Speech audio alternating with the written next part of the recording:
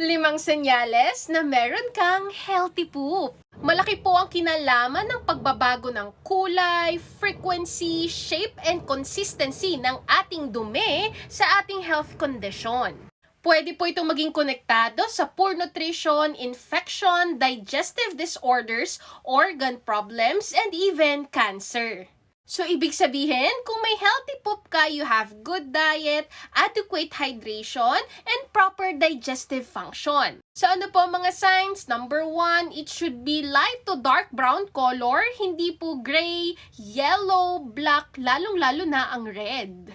Dahil kung ito po ay pale colored stool, malaki po ang kinalaman nito sa biliary system, specifically pancreas, gallbladder, and liver.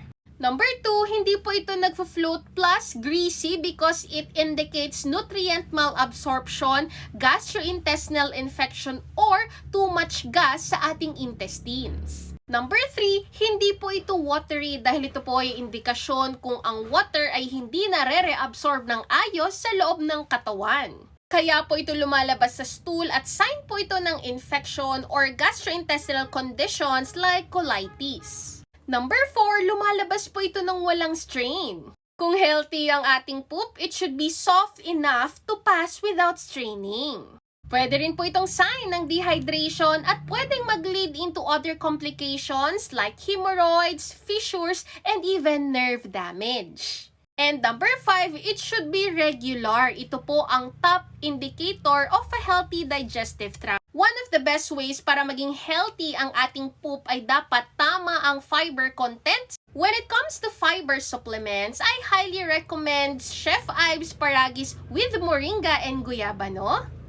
Dahil ito po ay naglalaman ng mataas na bilang ng fiber and antioxidant na nakakatulong sa ating digestive tract. This is FDA approved at pwede po kayong mag-take nito 3 capsules before meals. At kung sasamahan pa po natin ito ng Chef Ives with moringa and guyabano tea, ay mas mabilis po nating makukuha ang benefits nito. Prevention is always better than cure. Stay healthy po!